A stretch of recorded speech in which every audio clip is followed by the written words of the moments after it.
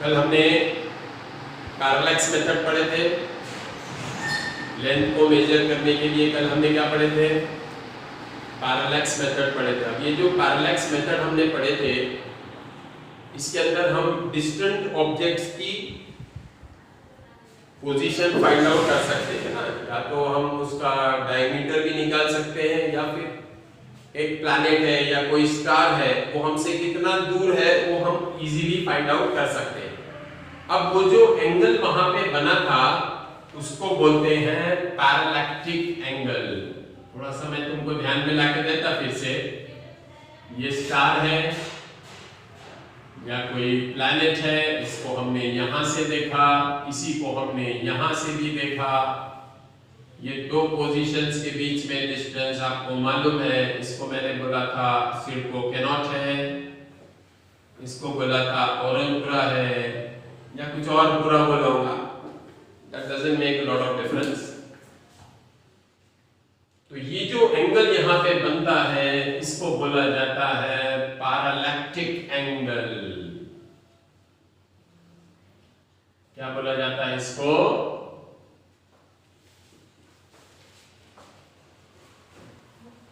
पैरेलैक्टिक angle, या उसको बोला जाता है पैरेलैक्स एंगल। क्या बोला जाता है इसको? Parallax angle. अब ये एंगल यहां तो ठीक है, हम उसको बड़ा बता रहे हैं, लेकिन एक्चुअल में ये एंगल बहुत छोटा आएगा। क्यों? हम कैनॉट से औरंगपुरा जा रहे हैं, कितना डिस्टेंस? हार्डली 4 किलोमीटर समझ के चलो, है ना। अब यहां से वो प्लैनेट का डिस्टेंस थाउजेंड्स ऑफ किलोमीटर्स। कितना?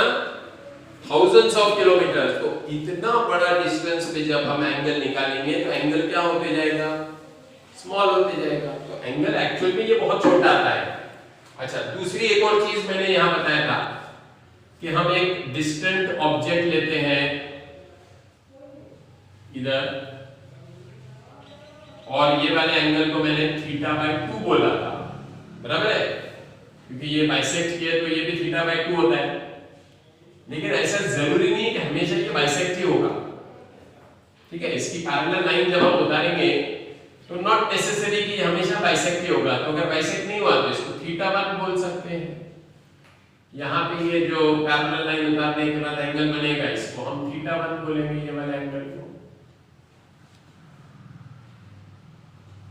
और इधर जो एंगल बनेगा उसको हम θ2 बोल सकते हैं। तो ये एंगल भी हमारा θ2 रहेगा।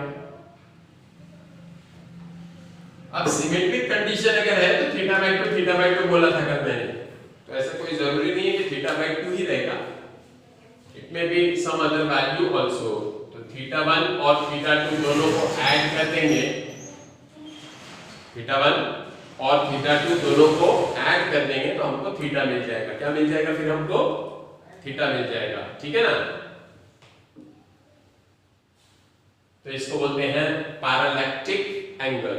अब ये जो दूर के डिस्टेंस होते हैं इनके लिए हमने स्पेशल यूनिट बनाया है। क्या बनाया है हमने इसके लिए?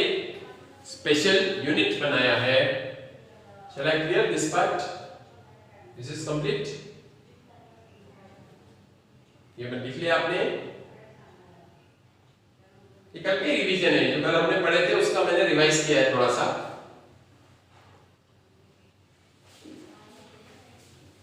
अब हमारे पास डिस्टेंस बहुत बड़ा अगर है तो हम उसको गिनते हैं इन अ स्पेशल यूनिट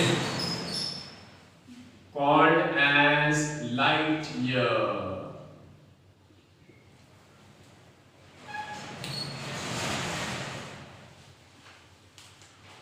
क्या यूनिट है वो? लाइट ईयर है। जैसे फॉर एग्जांपल हमारे अर्थ से सबसे जो क्लोजेस्ट स्टार है, हमारे अर्थ से सबसे जो क्लोजेस्ट स्टार है उसको अल्फा सेंटोरी बोलते हैं। क्या बोलते हैं उस स्टार को? Alpha Centauri. That Alpha Centauri is 4.2 light years away. कितना दूर है अल्फा सेंटोरी हमारे से? 4.2 लाइट ईयर अवे है।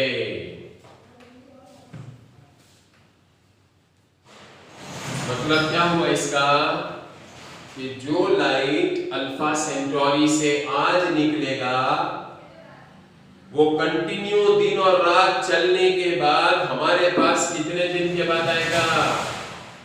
4.2 इयर्स के बाद आएगा। कितने दिन के बाद आएगा वो हमारे पास?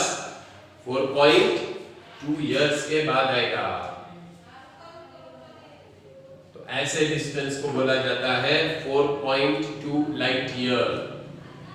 So distance traveled by light in 1 year is called as 1 light year. Distance, लिख के रख लो definition. Distance traveled by light in 1 year is called as 1 light year. अब ये स्टार का आप अंदाजा इससे लगाओ कि सन है ना,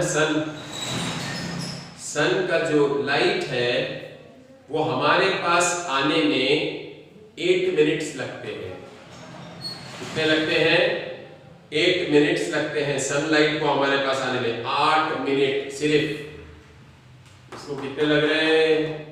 4.2 इयर्स लग रहे हैं। तो सोचो कितना दूर होगा ये स्टार हमारे से। और इसको हम क्लोजेस्ट स्टार बोल रहे हैं। कौन सा बोल रहे हैं? क्लोजेस्ट स्टार है ये।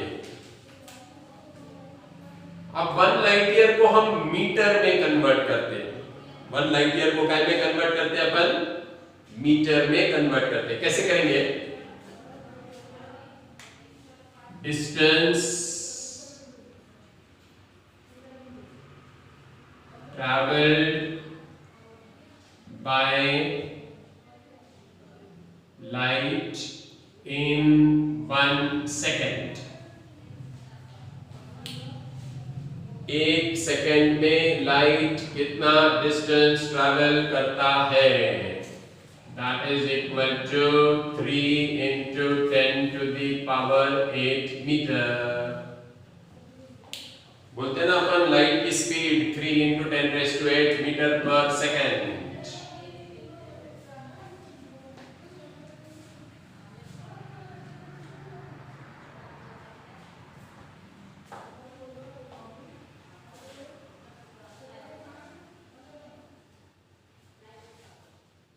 अब तुम मेरे को बोलो 1 मिनट में लाइट कितना डिस्टेंस ट्रैवल करेगा? Distance traveled by light in 1 minute. 3 into 10 raised to 8 multiplied by 60, क्योंकि 1 मिनट में 60 सेकेंड्स होते हैं।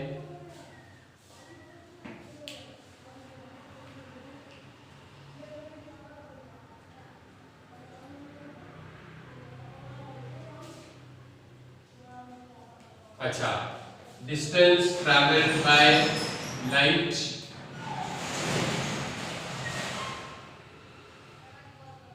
in 1 hour, 3 into 10 raised to 8 into 60। ये तो पहले का स्टेप है। 1 घंटे में कितने मिनट्स होते हैं? Again into 60।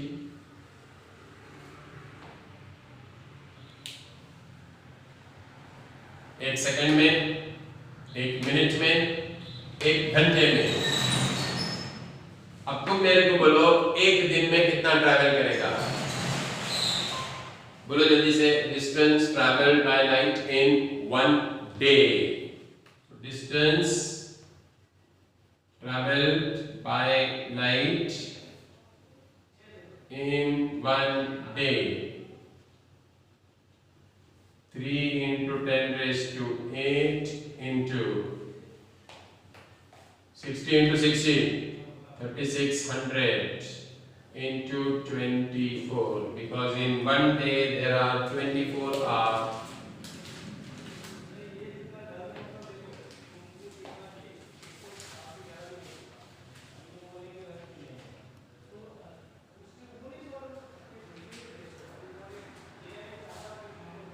और distance travelled by light in 1 year, क्योंकि अब 1 डे आ गया, हमको मालूम है एक साल में कितने दिन होते हैं, तो distance travelled by light in 1 year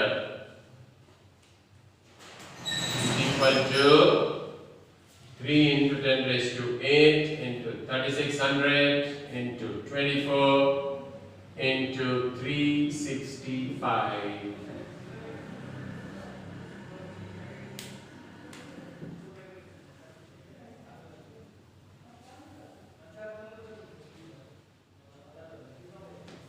तो distance travelled by light in 1 year इतना आना चाहिए।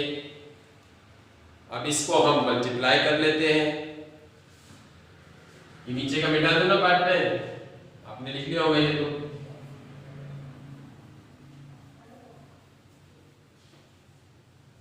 अब इसको मल्टीप्लाई करने के लिए मेरे पास तो कैलकुलेटर नहीं है, ठीक है, आपके सामने मल्टीप्लाई करता है, इसके लिए थोड़ा दिमाग लगाना पड़ता है। दिमाग क्या लगाना पड़ता है?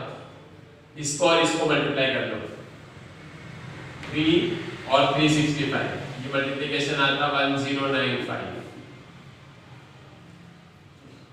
हो गया। ये दोनों को मल्टीप्लाई कर लो, 3600 और 24, ये आता तुम्हारा 86,400 into 10 to the power 8। ये 10 to the power 8 as it is मैंने कंटिन्यू लिखा है इसको।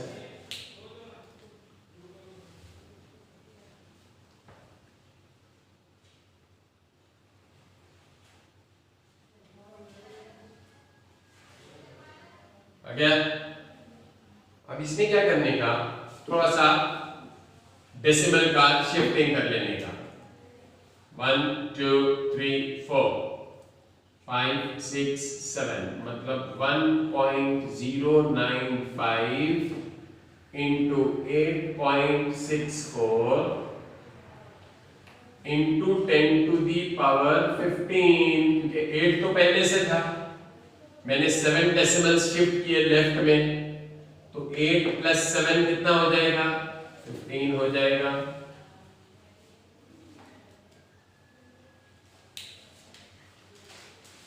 अब 1.095 को मैं 1.1 बोल सकता है क्या? 1.1, अरे भाई 1.095 को मैं 1.1 आसानी से बोल सकता है, अप्रोक्सीमेटली सेम है, into 8.64 into 10 to the power 15, ये तुम्हारा आ जाएगा 11 4 44, remaining 4, 11 6 66 and 4 is 70, 11 8 88 and 7 is 95. Decimal after how many places? 1 2 3, 9.504 into 10 raised to 15 meter, ये है तुम्हारा 1 लाइट ईयर। क्या है? 1 light year.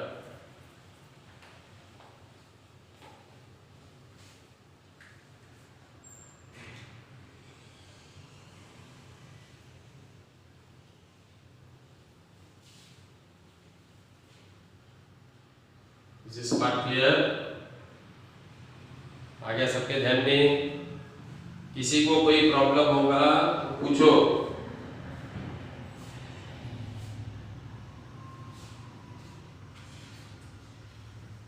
If you have any doubt, please ask in the comment box.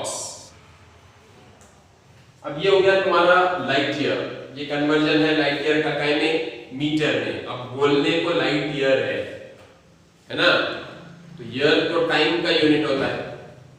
Year किसका unit होता है? Time का unit होता है। लेकिन लाइट ईयर किसका यूनिट है? डिस्टेंस का यूनिट है। Light year is the unit of distance.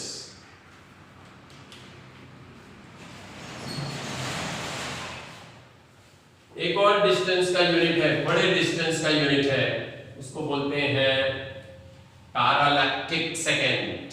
क्या बोलते हैं उसको? पैरालैक्टिक सेकेंड, या इन शॉर्ट उसको पारसेक बोलते हैं। 1 parsec.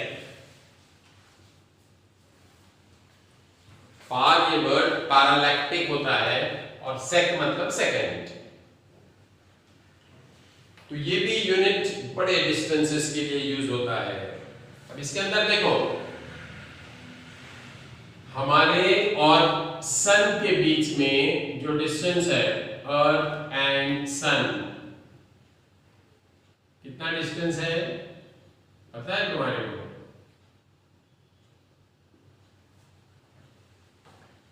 Do you know how much is distance between Earth and Sun? डालो कमेंट बॉक्स में कितना है। यूनिट के साथ डालो लेके ना।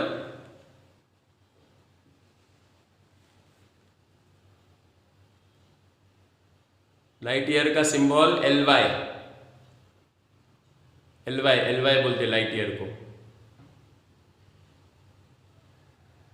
ये डालो, अर्थ और सन के बीच का डिस्टेंस नहीं मालूम? अरे कब से रह रहे अपन अर्थ पे? हमारे और सन के बीच में डिस्टेंस है 1.5 × 10⁸ किलोमीटर। याद रखो, दैट इज 15 करोड़ किलोमीटर। कितना डिस्टेंस है हमारे और सन के बीच में?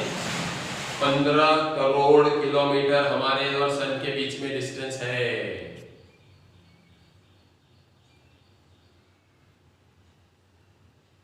इसको मीटर में भी लिख सकते हैं आप।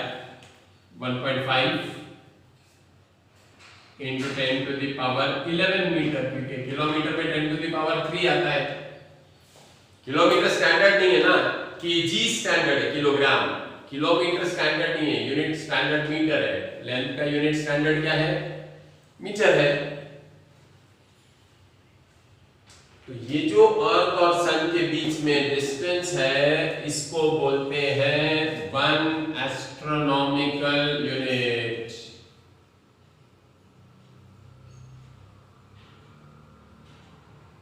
वन एस्ट्रोनॉमिकल यूनिट, और इट इज 1 AU। तो अर्थ और सन के बीच में जो डिस्टेंस है उसको हम 1 AU या एस्ट्रोनॉमिकल यूनिट बोलते हैं।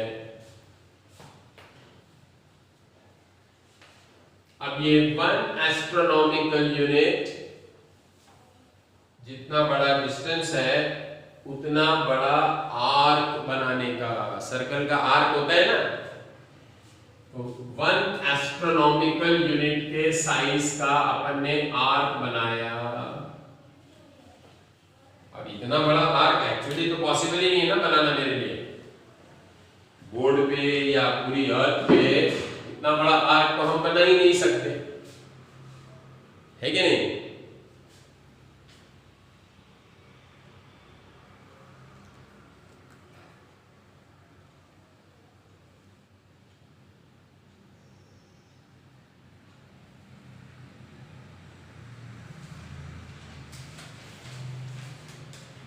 लेकिन हम थोड़ा सा इमेजिन करते हैं कि ये 1 एस्ट्रोनॉमिकल यूनिट का आर्क है, इतना बड़ा लंबा, बहुत बड़ा आर्क हो गया ना ये। इस आर्क ने एंगल बनाना है 1 सेकेंड का। कितने का एंगल बनाना है? 1 सेकेंड का एंगल बनाना है। ये पार्ट लिख लिया बेटा, दो चला क्लियर दिस। अब इतना बड़ा आर्क और उसको एंगल बहुत छोटा बनाना है। कितने का एंगल बनाना है?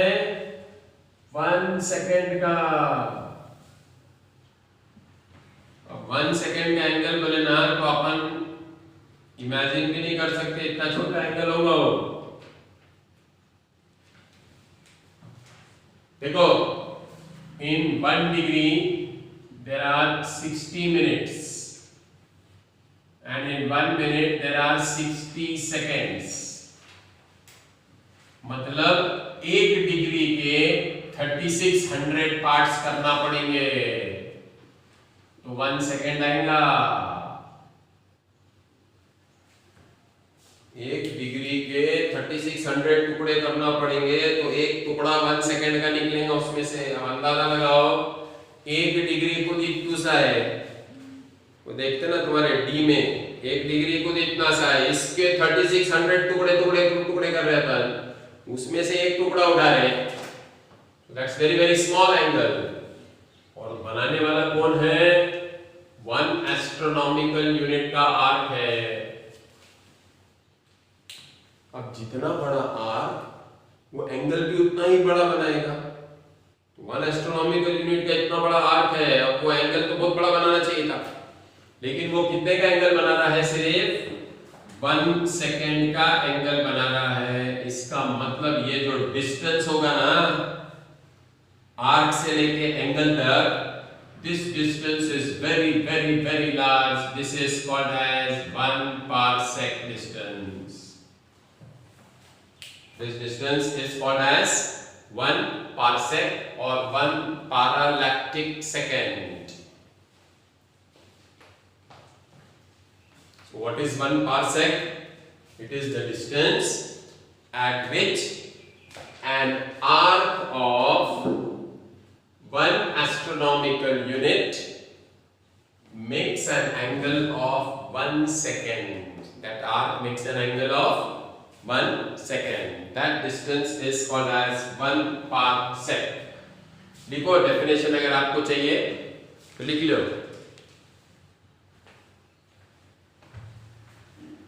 तो ये 1 एस्ट्रोनॉमिकल यूनिट का जो आर्क होता है, ये जितने डिस्टेंस पे 1 सेकेंड का एंगल बनाएगा उसको बोलते हैं 1 पारसेक। क्या बोलते हैं उसको? 1 पारसेक। लिख लो, इसका डेफिनेशन लिख लेते हैं अपन। 1 parsec, 1 parsec is defined as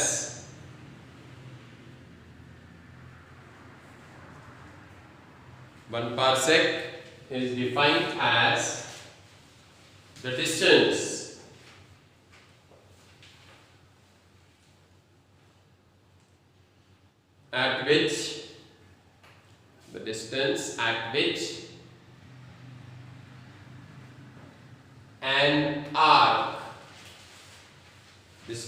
at which an arc of length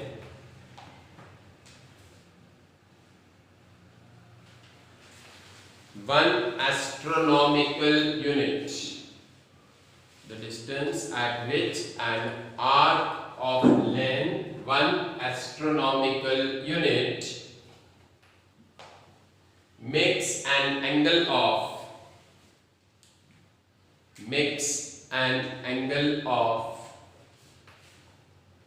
1 second. Makes an angle of 1 second.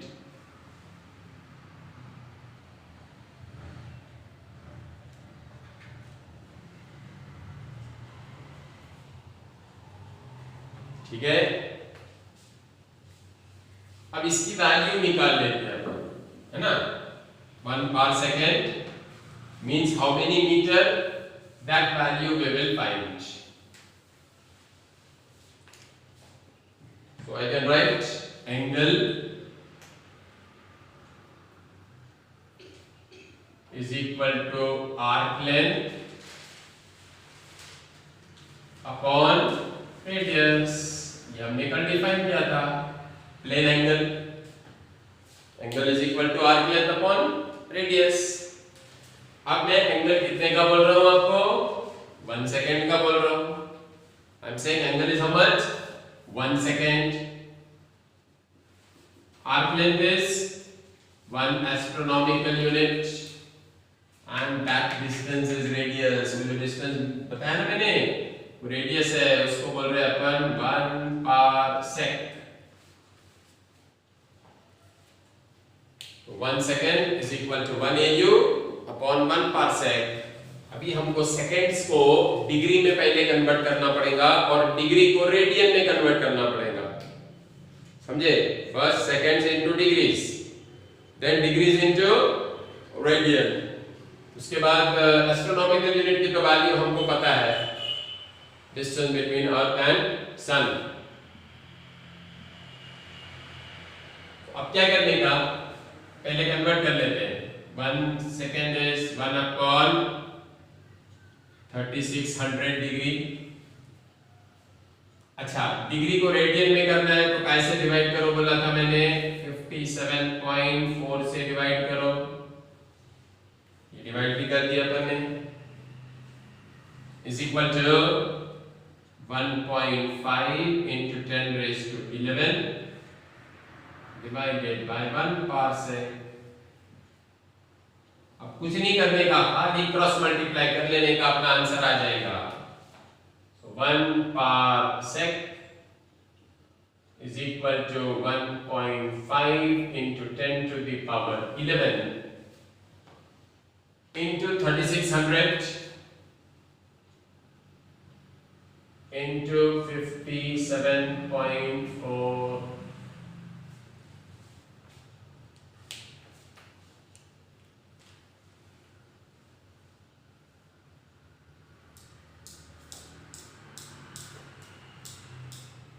अभी क्या करो, 1.5 into 36, दो जीरो एडजस्ट किए मैंने, into 57.4 into 10 to the power 13। ये है तुम्हारा 1 parsec। अभी 1.5 into 36 तो कर सकते ना, 36 का 1.5 times 54 into 57.4 into 10 to the power 13। 54 का टेबल आता है तो पढ़ो, नहीं आता तो साइड में एक के नीचे एक लिख के मल्टीप्लाई करो। देखो आता है, मैं पढ़ दूंगा टेबल। 54 4s are 216 यानी 21। 54 7s are 378 plus 21 is 399। 54 5s are 270 and this is 309। Decimal आएगा एक प्लेस के बाद, into 10 to the power 13 metre, या इसको मैं लिखूंगा 3.0996 into 10 to the power। कितने डेसिमल सरकार बोलो मैंने? 1 2 3। ये 13 था और 3 डेसिमल सरकार लिए तो ये 16 हो गया। तो अप्रोक्सीमेटली इसको मैं 3.1 लिख दूंगा ना, 3.099 is nearly 3.1 into 10 to the power 16 metre. ये आ गया तुम्हारा 1 parsec मीटर में। देख लो, कैलकुलेशन अच्छे से समझ के लो। मेरे को नहीं लगता इतने बड़े कैलकुलेशन तुमने पहले कभी किए होंगे, किए थे? हाँ, केजी प्रिपरेटरी में किए होंगे तो नहीं मालूम मेरे को।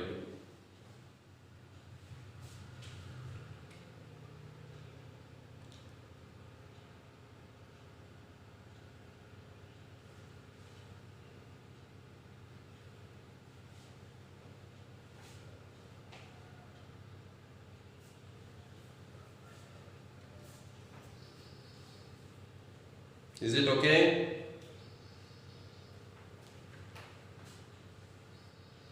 अब तुम मेरे को ये बोलो, लाइट ईयर बड़ा है या पारसेक बड़ा है? दोनों में से बड़ा कौन है, लाइट ईयर या parsec? Who of the two is the bigger value?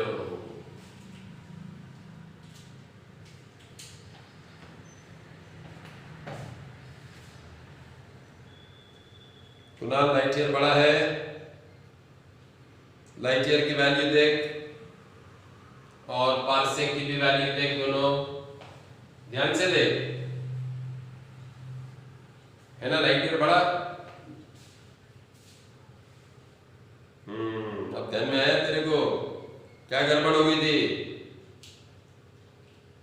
10 का पावर, है ना, वहां 10 का पावर 15 है, यहां 10 का पावर 16 है। तो अगर मैं इसको 15 बना के लिखूंगा तो ये 31 इंटू 10⁻15 मीटर आएगा, है ना? तो डेफिनेटली पारसेक ये बड़ी वैल्यू है।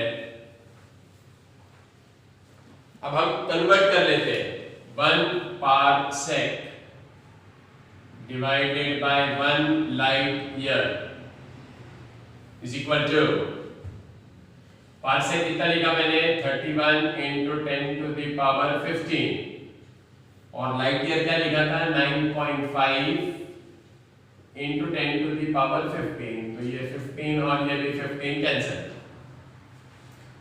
अब मेरे को बोलो, अगर ये 10 होता था नंबर, 9.5 की जगह पे क्या होता था, नंबर 10 होता था, तो 31/10 आंसर क्या आता था, 3.1 आता था। कितना आता था, 3.1 आता था, लेकिन मेरा नंबर 10 से कम है, इसका मतलब आंसर 3.1 से ज्यादा आएगा। ये अप्रोक्सीमेटली आता है 3.26। सो 1 पारसेक इज इक्वल टू 3.26। ये डिवीजन आ गया, लाइट ईयर को भेज देते ऊपर। तो 1 पारसेक में 3.26 लाइट ईयर होते हैं। इसको बोलते हैं relation between light year and parsec. तो ये जो डिस्टेंसेस होते हैं, बहुत बड़े बड़े डिस्टेंसेस गिनने के लिए इनको हम यूज करते हैं। नॉर्मली हम हमारे डिस्टेंस इतने बड़े होते नहीं है, लेकिन जब हम एस्ट्रोनॉमिकल लेवल पे चले जाते हैं, ये गैलेक्सीज है और स्टार्स है, प्लैनेट्स है, इनके डिस्टेंसेस ये रेंज में आते हैं। आगे बात समझ में? तो ये बड़े वाले डिस्टेंस मैंने समझाया आपको। जो भी डिस्टेंस मैंने समझाया, मेजरमेंट ऑफ लॉन्ग डिस्टेंसेस, जिसके अंदर हमने पैरालैक्स मेथड पढ़े। क्या पढ़े? Parallax method. लेकिन सारे डिस्टेंसेस बड़े थोड़ी ना होते हैं। अच्छा, अब अगर हमको छोटे डिस्टेंस मेजर करना है, क्या मेजर करना है हमको? छोटे डिस्टेंसेस मेजर करना है, तो हमारे पास ये इंस्ट्रूमेंट है, इसको बोलते हैं वर्नियर कैलिपर। ठीक है, तो जिस ऑब्जेक्ट का आपको थिकनेस या लेंथ गिनना है, उसको आप इसके अंदर ऐसे फंसा दोगे,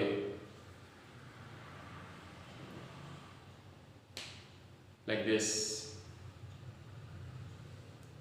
हो गया? अब इसकी ब्रेड्थ मिल जाएगी आपको। कैसे मिलेगी मैं बताता हूं। ठीक है, तो ये जॉ मूवेबल है।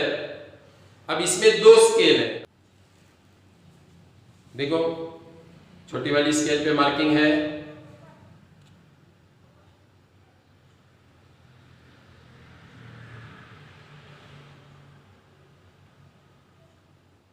और ये जो बड़ी स्केल है, इस पे भी मार्किंग है। ठीक है, तो ये मार्किंग जो है, इसको हम यूज करेंगे मेजरमेंट करने के लिए। अब अगर मेरे को किसी की ब्रेड्थ गिनना है या लेंथ गिनना है, ये लेंथ है, तो मेरे को ये यूज करना पड़ेगा, नीचे वाले जॉस। ठीक है, अच्छा, अगर मेरे को ये इनर जॉस ये जो लोअर जॉज है ना, ये लोअर जॉज से हम ब्रेड, लेंथ, डायमीटर ये सब गिन सकते हैं। ओके, और अपर जॉज जो है, ये ऊपर वाले जो जॉज है, इन जॉज से, ये ऊपर वाले जॉज से हम इनर डायमीटर गिन सकते हैं। क्या गिन सकते हैं? Inner diameter. जैसे कि फॉर एग्जांपल ये एक ऑब्जेक्ट है मेरे पास, दिख रहा है? अब इसका ये जो डायमीटर है बाहर वाला, ये जिसको मैंने अभी पकड़ा हुआ, ये इसको बोलते हैं आउटर डायमीटर। क्या बोलते हैं? Outer diameter. उसको गिनने के लिए ये नीचे के जॉस, ये नीचे के जॉस, और इनर डायमीटर गिनना है। ये अब मैंने पकड़ा, देखो इनर, ये दिख रहा है? इसको इनर डायमीटर बोलते हैं। क्या बोलते हैं इसको? Inner diameter. तो इनर डायमीटर अगर मुझे गिनना है तो मैं इसको ऐसे लगाऊंगा, ये ऐसे, दिख रहे हैं? इनर जॉज लगाए, देखो मैंने।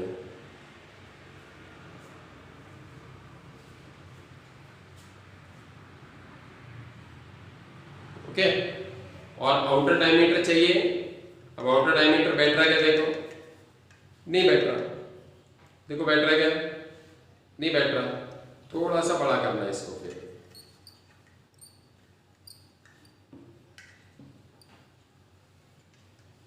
अब ये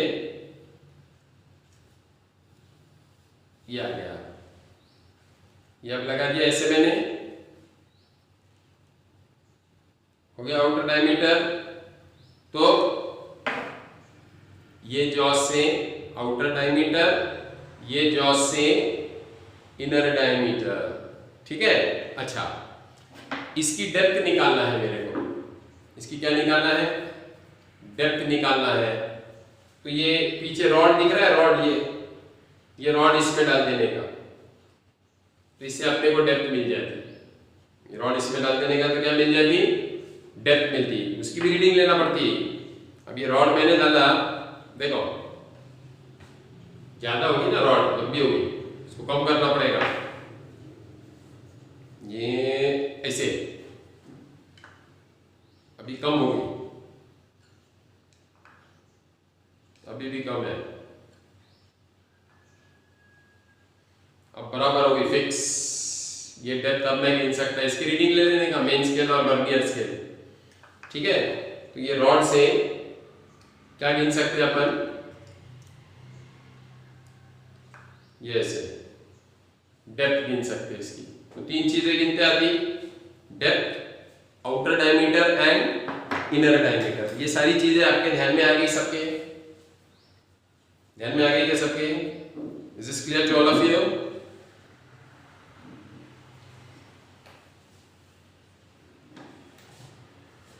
अब देखो, कोई भी इंस्ट्रूमेंट जब हम यूज करते हैं तो उसके लिए हमारे को उसका लीस्ट काउंट पता होना चाहिए। Whatever instrument we are using, we should know what is the least count of that particular instrument. उस इंस्ट्रूमेंट का हमको लीस्ट काउंट मालूम होना चाहिए। अब लीस्ट काउंट मतलब क्या? The smallest measurement that can be made accurately by any measuring instrument. कोई भी मेजरिंग इंस्ट्रूमेंट जो सबसे छोटा मेजरमेंट एक्यूरेसी के साथ, अंदाज से नहीं, एक्यूरेसी के साथ, smallest measurement which any instrument can make using that instrument is called as least count of that instrument. उस इंस्ट्रूमेंट का वो क्या हो जाएगा? लीस्ट काउंट हो जाएगा। अब छोटा सा एग्जांपल लेते हैं। तुम्हारे कंपास बॉक्स में स्केल है? नहीं है? अरे बाबा, कंपास में स्केल है क्या? स्केल वो वाली नहीं जो तुमने once upon a time second class में थे, वो खरीदे थे, वही चल रही अभी तक। अब वो जो अपनी स्केल है ना, उससे अपने को मेजरमेंट करना है। मैं तुमको बोलता 3.7 सेंटीमीटर की लाइन उतारो, स्केल यूज करके 3.7 सेंटीमीटर की लाइन उतारो, उतारे?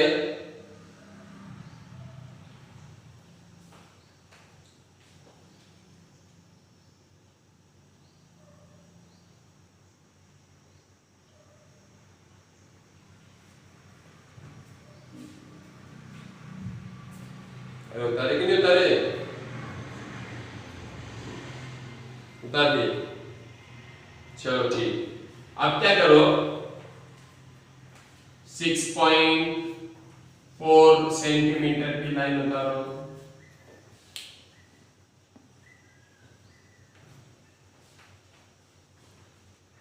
Can you draw 6.4 centimeter? Yes, you can draw, no problem. अब क्या करो, 3.77 सेंटीमीटर की लाइन उतारो। तुम्हारी स्केल से 3.77 सेंटीमीटर की लाइन ड्रॉ करो। Why it is not possible? Because in your scale after 3.7 there is direct 3.8. 3.7 की लाइन है, ये स्केल में ये समझो 3.7 की लाइन है, इसके बाद डायरेक्ट 3.8 है। अब मेरे को 3.77 अगर उतारना ही है तो मैं क्या करूंगा, ये दोनों के बीच में 3.75 और थोड़ा आगे ये। अब इसमें मेरा जजमेंट यूज किया, मैंने क्या यूज किया, जजमेंट। जब मैं जजमेंट यूज करूंगा तो डेफिनेटली उसमें एरर आ जाएगा। क्या आ जाएगा उसमें? तो एक्यूरेटली मेजरमेंट हुआ क्या? ये नहीं हुआ। क्यों नहीं हुआ? क्योंकि आपकी स्केल का लीस्ट काउंट 0.1 है। कितना है? 3.7 के बाद डायरेक्ट 3.8 ही आता ना, तो लीस्ट काउंट कितना हो गया? 0.1 हो गया। उससे छोटी वैल्यू मेजर नहीं कर सकते अपन, 0.1 से छोटी। अब ये जो हम गिनना चाह रहे हैं, दिस इज 3.7 के आगे कितना गिनना चाह रहे हैं? 0.07, which is not possible using your scale. तुम्हारी स्केल से ये मेजरमेंट लेना पॉसिबल नहीं है, क्योंकि तुम्हारे स्केल का लीस्ट काउंट 0.1 है। तो 0.1 किसको बोला मैंने? वो स्मॉलेस्ट मेजरमेंट जो हम एक्यूरेटली कर सकते हैं by using any measuring instrument. ठीक है, लीस्ट काउंट समझ में आ गया। अब वर्नियर कैलिपर का least count.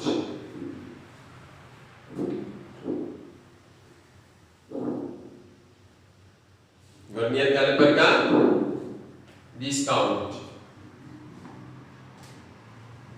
Least count of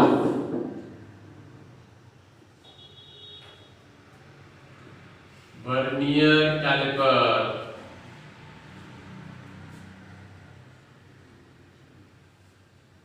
is equal to 1 MSD minus 1 BSD। ये इसका फॉर्मूला है। 1 main scale division minus 1 vernier scale division. मतलब ये हुआ कि एक मेन स्केल का जो डिवीजन है उसकी वैल्यू, एक मेन स्केल का जो डिवीजन है उसकी वैल्यू और एक वर्नियर स्केल का जो डिवीजन है उसकी वैल्यू किसके टर्म्स में? मेन स्केल के टर्म्स में। वर्नियर की वैल्यू किसके टर्म्स में निकालेंगे अपन? मेन स्केल के। तो मैं क्वेश्चन जब दूंगा ना तो तुम्हारा आइडिया एकदम क्लियर हो जाएगा। ये फॉर्मूला याद रखो, मेन स्केल के एक लाइन की वैल्यू और वर्नियर स्केल के एक लाइन की वैल्यू, दोनों को जब हम माइनस करेंगे तो हमारा लीस्ट काउंट आ जाएगा। इंस्ट्रूमेंट का क्या आ जाएगा?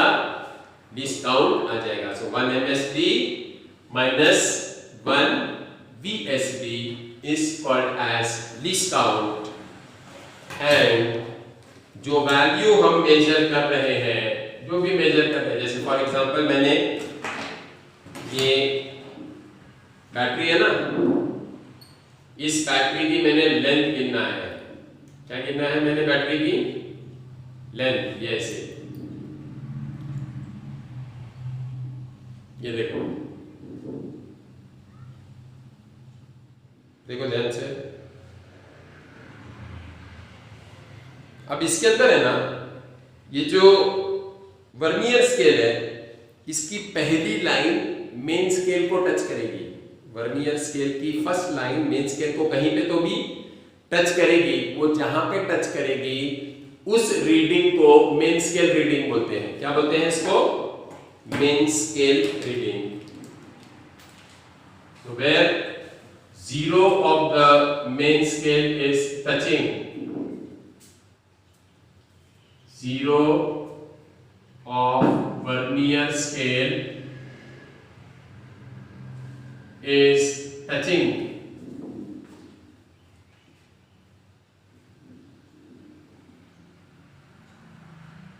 the main scale, that reading is called main scale reading। मैं थोड़ा सा डायग्राम उतार के तुमको बताता। Zero of vernier scale is touching the main scale, then that value is called as main scale reading। अब देखो डायग्राम में कैसा आता तुम्हारे ध्यान में। समझो ये मेन स्केल है, ठीक है? ये यहाँ पे है तुम्हारा 2, फिर एक छोटी लाइन आएगी, फिर एक छोटी लाइन आएगी, फिर एक छोटी लाइन आएगी, फिर एक छोटी लाइन आएगी, फिर ये ऐसी लाइन आएगी बड़ी बड़ी। बोले तो 2.1, 2.2, 2.3, 2.4, 2.5, फिर आएगा 2.6, 2.7, 2.8, 2.9, 3 आ गया तुम्हारा। अब तुम्हारा जो वर्नियर स्केल है वो ऐसा आ रहा, ये ऐसा आ रहा वर्नियर स्केल। इसके ऊपर आया था ना छोटा सा स्केल, वो समझो तुम्हारा वर्नियर का 0 यहां आ रहा।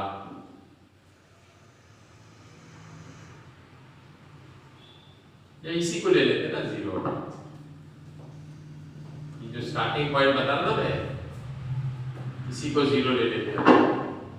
ये वर्नियर का 0 और ये वर्नियर का 10। तो अब ये जो वर्नियर का 0 है, ये मेन स्केल के यहां कहीं तो भी आ रहा है, बराबर है? देखो क्लियर दिख रहा है क्या? बोलो, मैं जो बता रहा हूं वो क्लियर दिख रहा है क्या? वर्नियर का 0 मेन स्केल को यहां टच कर रहा है। कहां टच कर रहा है? 2 और 2.1 के बीच में।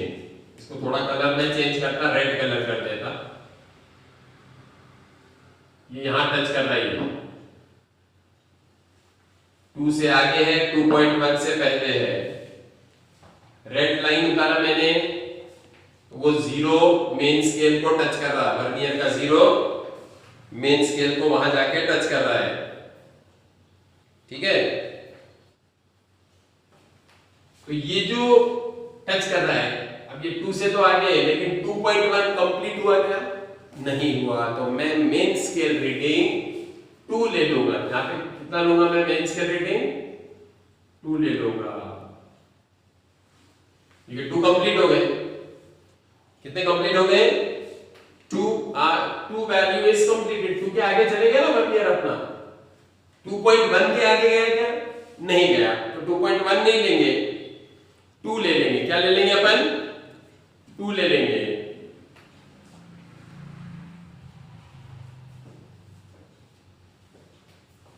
ठीक है, इसको बोलते हैं मेन स्केल रीडिंग। दूसरी चीज, वर्नियर के जो लाइंस है, ये ऐसे लाइंस आएंगे वर्नियर पे, ये 0 नंबर की लाइन 1 2 3 4 5 6 7 8 ये 9 और ये 10। अब ये 10 लाइंस जो मैंने बताए हैं, इसमें से एक लाइन ऐसी होगी जो मेन स्केल के किसी लाइन के साथ कोइंसाइड करेगी। वर्नियर की एक लाइन मेन स्केल की एक लाइन के साथ क्या करेगी? ऐसे बराबर कोइंसाइड करेगी। इसको कोइंसाइडिंग डिवीजन बोलते हैं। क्या बोलते हैं इसको? Coinciding division. अब यहां देखो तुम, ये मैंने थोड़ा बड़ा किया है इस लाइन को। 0 1 2 3 4 5 6 7 8, ये 8 नंबर की जो लाइन है ये बराबर मेन स्केल वाली लाइन से मिल गई। बाकी के लाइंस टेढ़े हैं थोड़े। ये देखो, ये लाइन मिल रही है किसी को जाके? नहीं मिल रही। ये वाली किसी को मिल रही क्या? नहीं मिल रही। ये किसी को मिल रही क्या? नहीं मिल रही। बाकी के लाइंस नहीं मिल रहे। 8 नंबर की लाइन मिल रही, तो वर्नियर स्केल रीडिंग अपना 8 आ जाएगा। तो अब हमको जो वैल्यू गिनना है, लेंथ गिनना है, सपोज तो length is equal to main scale reading plus vernier scale division into least count. Least count हमने ऊपर पहले निकाल लिया। तो ये मेन स्केल रीडिंग देख लिया, वर्नियर स्केल डिवीजन देख लिया, उसको लीस्ट काउंट से मल्टीप्लाई कर देने का, जो हम पहले निकाल लेंगे यहां से। तो फिर हमारा ऑब्जेक्ट का लेंथ मिल जाएगा। क्या मिल जाएगा? ऑब्जेक्ट का लेंथ मिल जाएगा। Is that clear? ये ध्यान में आ गया अभी सबके? इसके न्यूमेरिकल्स करेंगे अपन। ये तो मैंने आपको प्रैक्टिकल बताया। नहीं, VSR can never be in decimal. These are lines. 0 1 2 3 4 5 6 7 8 9 10. That's all. या तो ये 1 रहेगी, नहीं तो 2 रहेगी, नहीं तो 3 रहेगी, नहीं तो 4 रहेगी, नहीं तो 5 रहेगी। 0.8, 0.7, 0.6 vernier scale is not possible.